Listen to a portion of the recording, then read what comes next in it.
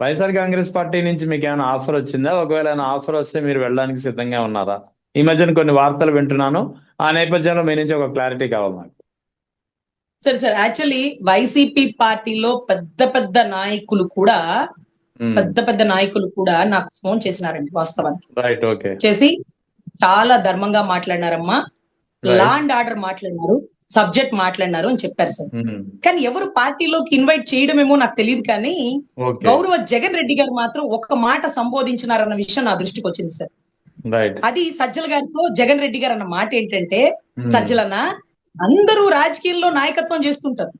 ఒక ఆడబిడ్డ ప్రజల్లో నాయకత్వం లక్షణాలు నింపుకున్న ఆడబిడ్డని దయచేసి మీరు పార్టీలోకి పిలవకండి, ప్రజల్లో ఎదగనివ్వండి. నాయకత్వ లక్షణాలు ధోరణి గల ఒక ఆడబిడ్డని ఏదో ఒక పార్టీ స్టాండ్ వేయకండి అన్న అంటే సజ్జల గారు చెప్పారంట, అన్న కమ్యూనిజం భావాలు కలవాడిని నేను, మొదట కమ్యూనిస్ట్ ని, దాని తర్వాతనే జర్నలిస్ట్ ని, దాని తర్వాతనే ఈరోజు పొలిటీషియన్ ని, what ever it may be, ఆ అమ్మాయి సిద్ధాంతాలు కరెక్ట్ గా ఉన్నాయి, ఆ అమ్మాయి ధోరణిలో అమ్మాయి పోనివ్వండి.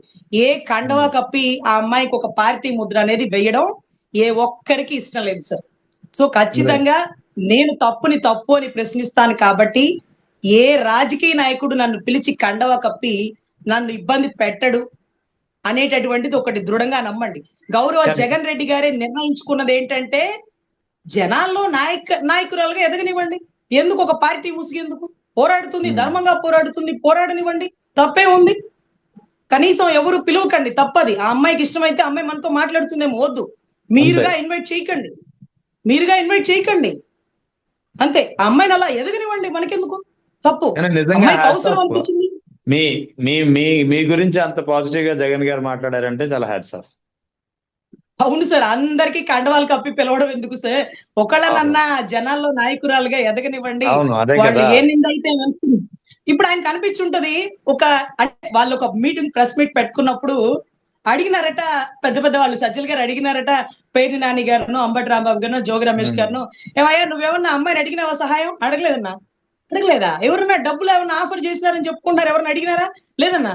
మరి ఎందుకే మన వైపు మాట్లాడింది సార్? అమ్మాయి మన వైపు మాట్లాడలేదు సార్, ధర్మం వైపు మాట్లాడారు. అదృష్టం ఏంటంటే ఆ ధర్మం వైపు మనం ఉన్నాం, అంతకు మించి ఏం లేదు సార్ అన్నారట. సో ఇది నిజంగా భగవంతుడు నాకు ఇచ్చినటువంటి అప్రిసియేషన్ సార్.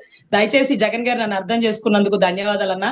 నేను ఏ పార్టీలోకి రావడం ఇష్టం లేదన్నా, తప్పుని తప్పు అనే ప్రశ్నిస్తా. మీరు చెప్పినట్టు జనాల్లో నాయకురాలుగానే ఉంటాను కాబట్టి ఏ కండవ కప్పుకునే ఉద్దేశం లేదు.